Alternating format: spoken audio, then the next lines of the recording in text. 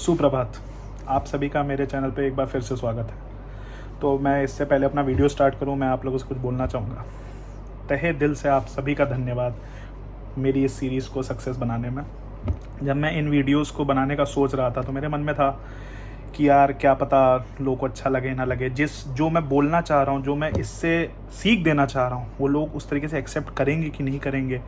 कहीं तत् का अनर्थ तो नहीं कुछ ले लेंगे, अर्थ का निरर्थ तो नहीं कुछ ले लेंगे, ये मेरे मन में था। लेकिन आप लोगों ने इतना प्यार दिया, वो दोनों वीडियोज़ ही मैंने जो इस मुद्दे पर डाले उनमें मेरे चैनल पे सबसे ज़्यादा व्यूज़ आए हैं और मैं आप सभी का इसलिए धन्यवाद देना चाहूँगा। पिछला वीडियो जब मैंने डाला श्री राम के ऊपर, श्री कृष्ण के ऊपर, तो कई लोगों ने मुझे फ़ोन करके बोला कि बहुत अच्छा वीडियो डाला और आप जागरूक कर रहे हैं हिंदुत्व के लिए लोगों को, इसके लिए आप बहुत अच्छा काम कर रहे हैं। और कई लोगों ने मुझसे एक चीज़ बोली, क्योंकि इतना लोग जुड़ के वीडियो देख रहे हैं, कि उन्होंने मुझे से बोला यार तुमने उन लोगों ने एक चीज़ और बोली थी कि वो श्री राम के साथ साथ वो लोग, आप वानरों की भी पूजा करते हो। आपने वो पार्ट तो मिस कर दिया वानरों पे, तो आपने कुछ बोला ही नहीं। मैंने कहा रुको सबर, एक पार्ट, क्योंकि वो ऐसा सेक्शन है जिस वानर की उन्होंने चर्चा कर दी थी, अगर उसको भी पिछले वीडियो में डालने की कोशिश करता तो शायद वीडियो समाप्ति नहीं होती, कभी बढ़ती चली जाती। इसलिए आज उन वानरों के बारे में, या उन पर्टिकुलर एक वानर के बारे में जिनकी चर्चा पिक्चर में की थी कि आप उन वानरों की भी पूजा करते हो, आज उनके बारे में बताता हूँ कि क्यों और किस लिए हम लोग उनकी पूजा करते हैं और क्यों करनी चाहिए। अपनी वाइफ को बचाने के लिए उसे वानर सेना की हेल्प लग रही है और उस वानरों को भी तुम पूछते हैं। आप सभी समझ ही गए होंगे कि किस वानर की उन्होंने बात की थी। उन्होंने बात की थी हनुमान जी की। मारुति केसरी नंदन श्री महाबली हनुमान, जो स्वयं रुद्रांश हैं, पवन पुत्र हैं, जिनको हर देवता से लगभग वरदान प्राप्त हुआ है, उनकी पूजा आप लोग क्यों करते हैं? उन वानर, ऐसे वानर की क्यों पूजा करते हैं? पहले तो मतलब शिव के अंश हैं, इसको भी हटा देता हूँ। पवन पुत्र हैं, स्वयं पवन के पुत्र हैं, उनको भी हटा देता हूँ। इतने वरदान प्राप्त हैं, उनको भी हटा देता हूँ। तब भी हनुमान जी में कितनी और सी ऐसी चीज़ें हैं जिनकी वजह से उनकी भक्ति करनी चाहिए, उनकी साधना करनी चाहिए, उनकी पूजा करनी चाहिए। वो पूजा योग्य क्यों है मुझे बताने की आवश्यकता नहीं पड़नी चाहिए, लेकिन जब प्रश्न उठा है तो मैं पीछे भी नहीं हटूंगा, आप सबको बताऊंगा कि वो ऐसा व्यक्ति जो हमसे कितना श्रेष्ठ है, वो पूजा योग्य क्यों है, मैं आज आपको बताऊंगा। तो एक बार हम लोग फिर बात करते हैं भगवत गीता के ऊपर। भगवत गीता में श्री कृष्ण ने बताया कि मनुष्य 2 योगों में जा सकता है, और 2 योग में से कोई एक भी योग में अगर उसने महंतता हासिल कर ली तो वो परम पूजनीय है, श्रेष्ठ है, सिद्ध व्यक्ति है। पहला योग है भक्ति योग, दूसरा योग है कर्म योग। तो भक्ति योग में श्री कृष्ण ने बताया है कि मनुष्य संसार का त्याग कर देता है और ऐसी सब कुछ जितनी उसकी सांसारिक फीलिंग्स हैं सबको त्याग करके संन्यास ले लेता है, भक्ति के मार्ग पर लग जाता है। किंतु श्री कृष्ण ने बोला ये सबसे श्रेष्ठ योग नहीं है, कर्म योग भक्ति योग से भी ज़्यादा श्रेष्ठ है। जब आप पृथ्वी पर रहकर इसी समाज के बीच रहते हैं, कर्म करते हैं, लेकिन उनके फलों से कभी जुड़ते नहीं हैं। कर्म इसलिए करते हैं क्योंकि मनुष्य होने के नाते आपका अधिकार है कि आप कर्म करें, अपना इस समाज में जो आपको पार्ट दिया गया है, जो रोल आपको प्ले करने को बोला है, आप वो रोल प्ले कर रहे हैं, लेकिन आप एक्सपेक्टेशंस नहीं रख रहे हैं। वो होता है कर्मयोग। और श्री कृष्ण ने बोला है कि जो मनुष्य यह जान लेता है कि उसके हाथों कोई कार्य नहीं होता, सब ईश्वर करते हैं, उसी के हाथों कोई महत्व का कार्य होता है।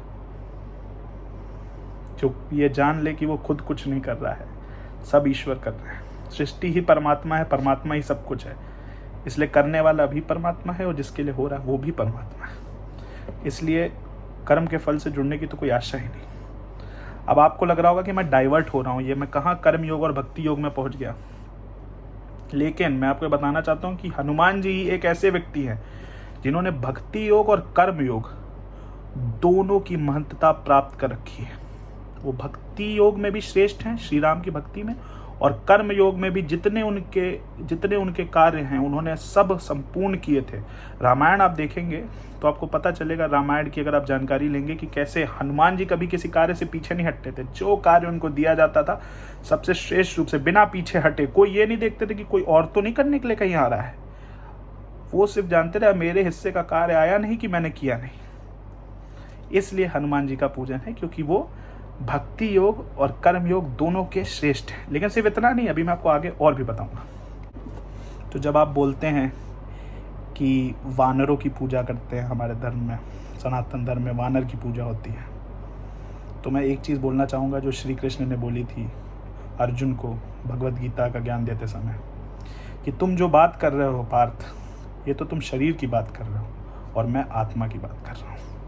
शरीर नश्वर है, एक दिन मिट्टी में ही बना है, मिट्टी से ही बना है, मिट्टी में ही मिल जाएगा, लेकिन आत्मा अमर है। तुम आत्मा को देखो, आत्मा को पहचानो, तुम्हें अपने आप कर्मयोग का मार्ग दिखने लगेगा। तो हमारे यहाँ पे तो आत्मा को देखने बताते हैं भैया, शरीर देखने को बताते नहीं। इसलिए हमारे यहाँ पे तो, हमारे अंदर तो कभी ऐसा भेद ही नहीं आता कि वानर है कि क्या है। हमारे यहाँ तो बस यही देखा था, श्रेष्ठता देखी जाती कि कैसे कर्म किए हैं, उस आधार पे भक्ति है। इतने सर्वश्रेष्ठ हैं, इसलिए हनुमान जी की भक्ति है। और किसी के मन में यदि प्रश्न है कि ऐसे कौन कौन से काम किए थे भैया जिसकी वजह से वो इतने श्रेष्ठ हैं, तो जाके कुछ ना करिए, एक बार हनुमान चालीसा का पाठ कर लीजिए, बस एक एक लाइन पढ़िए, उसकी मीनिंग जानिए, आपको खुद ही फिर आप प्रश्न करने लौट के नहीं आएंगे। अब मैं आपको एक, हालांकि हनुमान जी के बारे में इतनी सारी स्टोरीज़ हैं, इतने उन्होंने कर रखा है कि मैं अगर बोलने पे आऊँ तो फिर जैसे मैंने लास्ट वीडियो में बोला था यूट्यूब का डेटाबेस भर जाएगा लेकिन कहानियाँ नहीं खत्म होगी। तो मैं आपको एक ही स्टोरी बताऊँगा जिससे आपको पता चल जाएगा कि इतने सेल्फलेस हैं हनुमान जी। हनुमान जी से बड़ा सेल्फलेस तो कोई इस पृथ्वी पे जन्मा ही नहीं है, और सेल्फलेसनेस की वजह से ही वो इतने श्रेष्ठ हैं और उनकी भक्ति होती है। तो मैं एक स्टोरी बताऊंगा जिससे आपको पता चलेगा कि कैसे वो कितने सेल्फलेस हैं। तो जब सीता जी को ढूंढने के लिए पूरी वानर सेना निकली थी कि कहाँ पे मिलेंगी सीता जी, ढूंढ के आते हैं, तो अंततः तट पर पहुंच गए और दिख रही थी लंका उतनी दूर है, समुद्र पार। तब सब लोग बैठे हैं, तो जामवन जी ने बोला अब तो मैं वृद्ध हो गया हूँ, वरना मैं चला जाता। अंगद ने बोला मैं जा तो सकता हूँ, लेकिन लौटने में मुझे थोड़ा सा वो है कि लौट पाऊंगा कि नहीं लौट पाऊंगा। इतनी चर्चा चल रही थी क्योंकि सुग्रीव ने बोल रखा था अगर सीता जी की बात पता करके नहीं आए तुम लोग, खाली हाथ चले आए तो तुमको दिया जाएगा मार। तो इतना परेशान थे सब लोग। फिर इन्होंने देखा हनुमान जी कोने में शांत बैठे हुए हैं। जामवन जी बोले ले हो, यहाँ हम लोग जिनके पास इतना कम बल है चर्चा कर रहे हैं कि कैसे जाएंगे, कितना बल है, कैसे जाया जाए, और जिनके जो अतुलित बलधामा हैं वो तो शांत बैठे हुए हैं। तो जामवन जी गए, भैया बोला कि आप तो अतुलित बलधामा है, आप क्यों नहीं कुछ बोल रहे। हनुमान जी ने बोला कि जिसका अपना बल हो वो बोले, मैं कैसे बोलूं। तो जामवन जी बोला आप तो अतुलित बलधामा है, बोलिए ना, आपके पास तो अतुलनीय बल है। तो हनुमान जी ने बोला हाँ अतुलित बलधामा तो मैं हूं, अतुलित बल का धाम हूं। जैसे घर पे कोई सामान आप रख के जाते हो तो वो स्टोर तो घर पे है ना, लेकिन सामान तो मालिक का होता है ना। तो वैसे ही हनुमान जी ने बोला कि ये अतुलित बल मेरे पास स्टोर्ड है, लेकिन ये अतुलित बल मेरा नहीं, ये प्रभु का है। हम जब मंदिर जाते हैं तो क्या बोलते हैं, प्रभु तन मन धन सब तेरा। तो हनुमान जी ने बोला जब आप बोलते हो कि तन मन धन सब तेरा, तो ये बल कैसे बच गया मेरा भैया, ये बल भी तो उसी का है, मैं तो सिर्फ धाम, मैंने तो सिर्फ स्टोर करके रखा हुआ है। अब जामवन जी परेशान कि चलो भैया बात तो सही है, लेकिन तब भी भैया जाओ तो जामवन जी ने सोचा थोड़ी प्रेस कर देते हैं, मक्खन लगा देते हैं, काम बन जाए क्या पता। तो जामवन जी ने बोला कहो रीच पति सुनो हनुमाना, का चुप साध रहे हो बलवाना, पवन तनय बल पवन समाना, बुद्धि विवेक विज्ञान विधाना। बोला कि पवन के समान ही आपका बल है, उन्हीं के समान आपका विवेक है, बुद्धि विवेक सब तेज है आपका, आप चले आइए। हनुमान जी ने कोई मोशन नहीं किया। जामवन जी परेशान, तो ना उनको लगा प्रेस कम हुई है लगता है, और थोड़ी प्रेस कर देते हैं। तो जामवन जी ने बोला कवन सो काज कठिन जग माही, जो नहीं होई तात तुम पाही। कि ऐसा जगत में कोई कार्य ही नहीं जो आप कर ना सके। हनुमान जी तब भी शांत। जामवंत जी भी बहुत विद्वान थे, उनको पता चल गया असली ट्रिगर क्या है। अब उन्होंने बोला राम काज लगे तवे अवतारा, फिर सुनते ही भयो पर्वताकारा।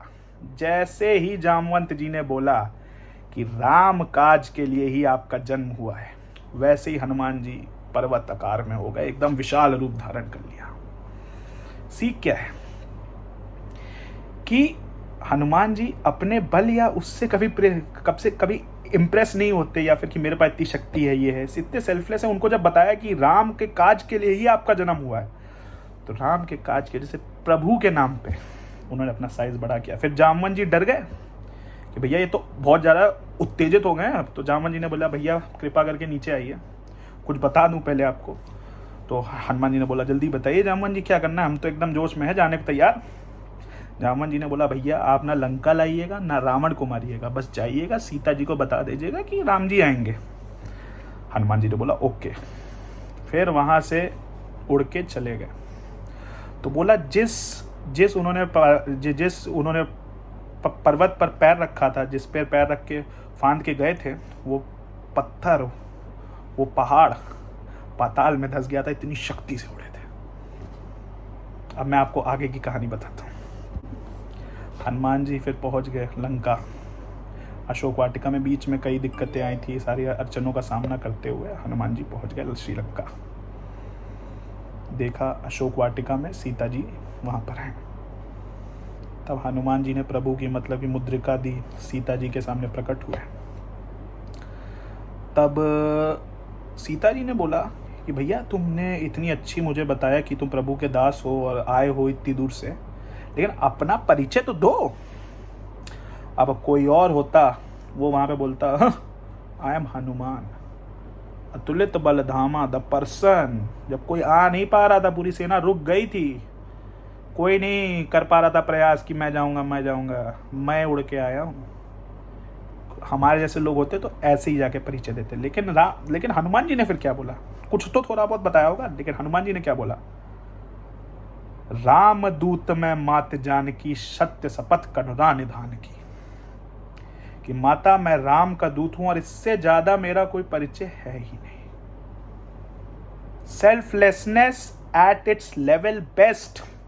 इससे ज्यादा सेल्फलेस व्यक्ति आप मुझे शो कर दीजिए, फिर आप बोलेंगे कि वानरों की पूजा क्यों करते हो, मैं सब सुन लूंगा। लेकिन आप पहले मुझे ये बताइए, सेल्फलेसनेस, इससे ज्यादा सेल्फलेस व्यक्ति है ही नहीं। फिर सीता जी ने राम जी के बारे में जानकारी ली हनुमान जी से कि कैसे है मेरे प्रभु, क्या चल रहा है। तो हनुमान जी ने फिर उनको बताया ऐसी ऐसी बात है, और वानरों की ही सेना है, प्रभु आ रहे हैं।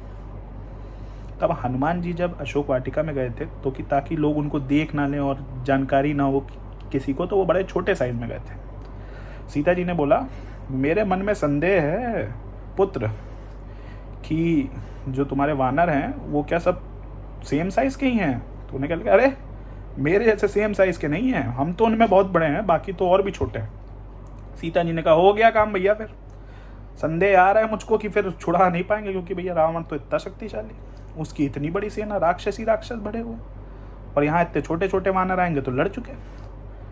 हनुमान जी ने फिर कहा अब इतना भी नहीं, फिर हनुमान जी ने अपना विकट रूप दिखाया।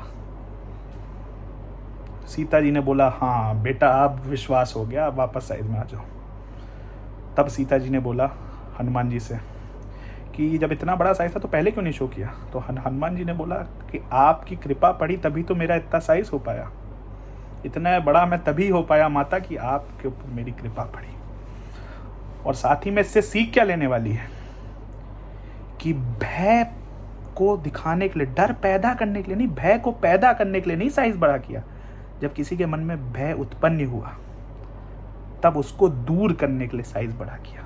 हम लोग भी शक्ति का प्रदर्शन हमें किसी को भयभीत करने के लिए नहीं, उसका भय दूर करने के लिए करना चाहिए। इससे ये सीख मिलती है।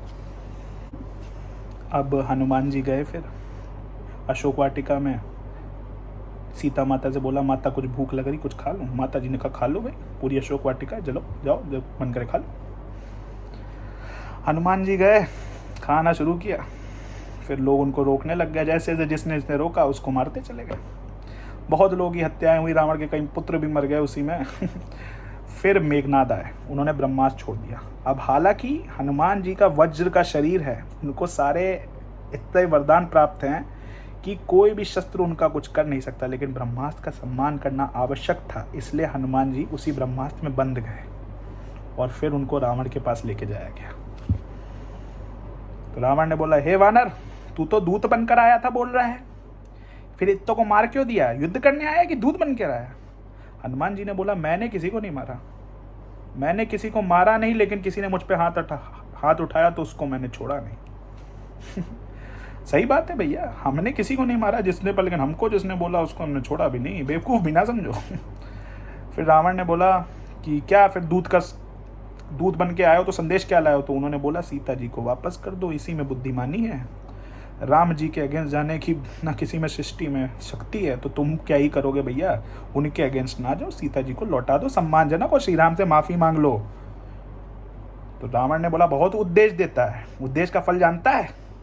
हनुमान जी ने बोला हमारे यहाँ तो श्री राम उद्देश्य का फल में सम्मानित करते हैं। रावण ने बोला यहाँ सम्मान नहीं मिलता, यहाँ उपदेश के लिए मौत मिलती है। देख, मैंने मेरी शक्ति से मौत को तेरे बगल में खड़ा कर दिया। हनुमान जी के बगल में मौत स्वयं आके खड़ी हो गई। अब रावण भी शक्तिमान था, उसमें इतनी सिद्धियां प्राप्त थी, उसने मौत को हनुमान जी के बगल में आके खड़ा कर दिया। अब डिटेल्स पे लेकिन हनुमान जी ने बोला डिटेल्स पे फोकस करो भैया, थोड़ा डिटेल्स, जो कि हम लोग ऊपर में बात करते हैं तभी कंफ्यूजन होता है, तभी दिक्कतें पैदा होती हैं। डिटेल्स नहीं जानते हैं तभी ऊपर से बात करते हैं, तभी मेन कहानी रह जाती।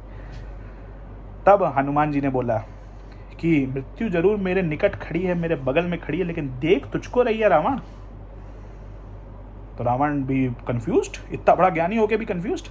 तो पूछा हनुमान जी से कि बगल में तेरे खड़ी है, देख मुझको क्यों रही है। तो हनुमान जी ने बोला भैया हमसे तो पूछ रही है कि अभी काम तमाम करना है कि थोड़ा रुक जाए। तो ये कैरेक्टर था हनुमान जी का। और उन्होंने भी फिर मृत्यु को बोला कि भैया रुक जाओ, अभी ज्ञान देने की कोशिश कर रहा हूँ, श्री राम जब तक नहीं आते, वरना एक बार वो आएंगे फिर तो कोई बचा ही नहीं पाएगा इसको। तो इतने महान हैं, इतने श्रेष्ठ हैं, इतने शक्तिमान हैं, इसीलिए हनुमान जी की पूजा की जाती है। तब भी अंततः रावण ने हनुमान जी के पूंछ में आग लगाई, हनुमान जी ने पूरी लंका जला दी, भस्म कर दी, वो सब तो आप जानते होंगे। लेकिन फिर उसके बाद जब वापस जा रहे थे तो वो सीता माता के पास गए और कहा कि भैया मैं जा रहा हूँ, कुछ दे दीजिए जिससे मैं श्री राम को दे आऊँगा। तब लौटे, फिर जामवन जी ने राम जी को बताया अरे हनुमान जी अकेले चले गए थे, वो देखिए पूरा पार करके। श्री राम बहुत प्रसन्न, उन्होंने कहा हनुमान तुम जाके ये सब काम करके आ गए। हनुमान जी कुछ बोले नहीं। फिर उन्होंने बोला तुम ही गए थे ना। तो हनुमान जी बोले आप जामवन जी से पूछ लीजिए भैया, हमें क्या पता। तो राम जी थोड़ा बहुत तो इरिटेट होने लगे कि क्या चल रहा है भाई, ये बताओ तो। फिर अंततः जब हनुमान जी ने कोई सीधा जवाब नहीं दिया तो राम ने इरिटेट होकर बोला अबे भैया जब तो क्या तुम नहीं गए थे, मैं गया था क्या। तब हनुमान जी ने बोला प्रभु मैं भी तो वही कह रहा हूँ, आप गए थे, मैं कहाँ गया था। सेल्फलेसनेस जिसकी मैंने आपसे बात की थी, इतने सेल्फलेस हैं, पूरा काम करके लौट आए, सब पूरी जानकारी, लेकिन क्रेडिट लेने में कभी आगे नहीं आए। कहा ये आप ही हैं प्रभु जिन्होंने सब कुछ किया। तो मैंने जो बोला था भक्ति योग और कर्म योग का मिक्सचर, हनुमान जी से बेटर कोई एम्बॉडी नहीं कर सकता। मैंने पिछले वीडियो में भी आपसे कहा था कि स्टोरियाँ बहुत हैं, ज्ञान बहुत देने को है, लेकिन अभी मैंने आपको सिर्फ एक ही स्टोरी बताई है हनुमान जी ने जितने कार्य किए थे उनमें से। और आशा यही है कि आप लोगों को कुछ ज्ञान इससे प्राप्त हुआ होगा कि हनुमान जी का पूजन क्यों है और किस लिए होना चाहिए। अब मैं अंत में हनुमान चालीसा की कुछ पंक्तियों का वर्णन करके और संकट मोचन का अंत करते हुए अपनी वाणी को विराम देना चाहूँगा। अष्ट सिद्ध नवनिधि के दाता, अस्वर दीन जानकी माता, राम रसायन तुमरे पासा, सदा रहो रघुपति के दासा। हनुमान जी अष्ट सिद्धि नवनिधि सब प्राप्त हैं उनको, और उनको जानकी माता से अवतार भी प्राप्त है कि सदा रहो रघुपति के दासा। जब तक इस धरा पे राम का नाम है तब तक हनुमान जी मौजूद रहेंगे। इसीलिए हमारी उनसे पूजा करने का और भी ज़्यादा सेंस बनता है, क्योंकि वो इसी रेल में मौजूद हैं। कनेक्शन इतना स्ट्रांग है, एक ही रेल में है, क्योंकि हम लोग इसलिए तुरंत जुड़ जाता है, तुरंत के तुरंत। भूत पिशाच निकट नहीं आवे, महावीर जब नाम सुनावे, नासे रोग हरे सब पीरा, जपत निरंतर हनुमत वीरा। भूत पिशाच भी जानते हैं कि भैया इसी रेल में है। बाकी देवताओं को तो ये लोग चलो स्वर्ग से प्रार्थना करेंगे, वो आए ना आए, प्रार्थना पहुँचे ना पहुँचे, बीच में कुछ दिक्कत आ जाए, लेकिन हनुमान जी तो इसी रेल में है। इसीलिए भूत प्रेतों को भी पता है भैया किसी को डिस्टर्ब ना करो, किसी हनुमान भक्त को दिक्कत आ जाएगी वरना, क्योंकि अगर एक बार वो आए तो फिर तो काम तमाम ही समझो अपना। इसलिए भी हनुमान जी की भक्ति है। काज किए बड़े देवन के तुम, वीर महाप्रभु बेगी विचारो, कौन सो संकट मोर गरीब को, जो तुमसे नहीं जात है टारो, बेगी हरो हनुमान महाप्रभु, जो कछु संकट होए हमारो, को नहीं जानत है जग में, कभी संकट मोचन नाम दिया। तो हनुमान जी ऐसे हैं जिन्होंने हमारे नहीं की अर्थली प्रॉब्लम सॉल्व की हो, ह्यूमंस की प्रॉब्लम सॉल्व की हो, वानरों की प्रॉब्लम सॉल्व की हो। काज किए बड़े देवन के तुम, स्वयं भगवान की प्रॉब्लम जो सॉल्व कर सकते हैं वो हैं वो। और कौन सो संकट, ऐसा कोई संकट ही नहीं है मुझ गरीब को जो आपसे सॉल्व ना हो पाए, ऐसे हैं वो। और कौन नहीं जानता है कि संकट मोचन नाम है उनका, संकट मोचन नाम दिया। ये बात जानने के बाद भी अगर आप पूछेंगे कि उन वानरों की तुम पूजा भी करते हो, ऐसे करके अगर कोई सवाल पूछेंगे, फिर आप भी जानिए सवाल पूछने वालों से वैसे ही मुझे कोई दिक्कत नहीं है, वो तो हमें बहलाना चाह रहे हैं, चाहते ही हैं वो कि हम लोग हमारे धर्म को छोड़ें या फिर हमको मिस इन्फॉर्मेशन मिले। लेकिन आप मानो तो ना, कम से कम ज्ञान रखिए, जानकारी लीजिए कि क्या सत्य है और क्या सत्य नहीं है।